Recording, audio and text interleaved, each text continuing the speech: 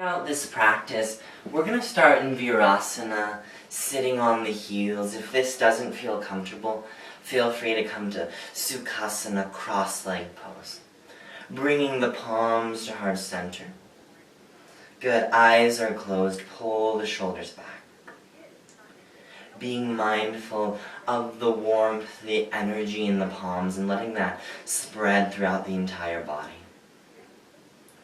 Let's just bow the forehead now to the fingertips. Good. Now making our intention for this practice to be mindful throughout our lives in our practice.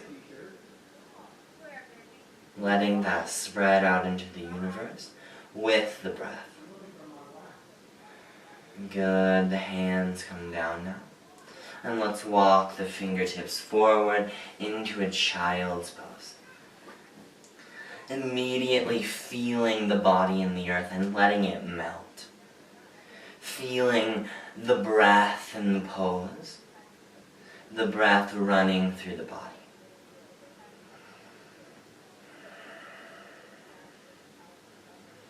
Good, so one thing that is great about this practice, and about a lot of the forward folds that we're going to be doing, is that all of the sensory organs, such as the eyes, the nose, the mouth, the ears, are turning inward, having less distractions around them. Good, on your next inhale, go ahead and come up to a tabletop pose.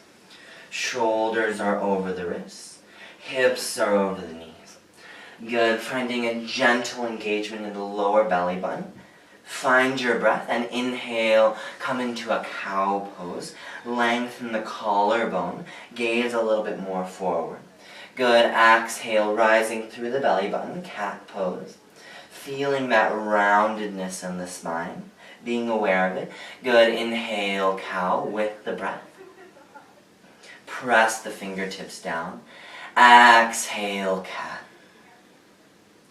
Good. Let's move through these two poses 2 more times for each at your own pace. So at this point, we're going to start to let go of so much control, so much being aware of all of the alignment in the pose, and we're just going to experience it. This is the time where we feel, and that's so important. So just feel it. Notice it. And once you're done with those 2 rotations of each pose, go ahead and just come into a neutral, flat spine. Feel the lower core, engage it very gently without straining the breath. Take a deep inhale, expanding through the body. And exhale, push back into a downward dog. Good, find the breath.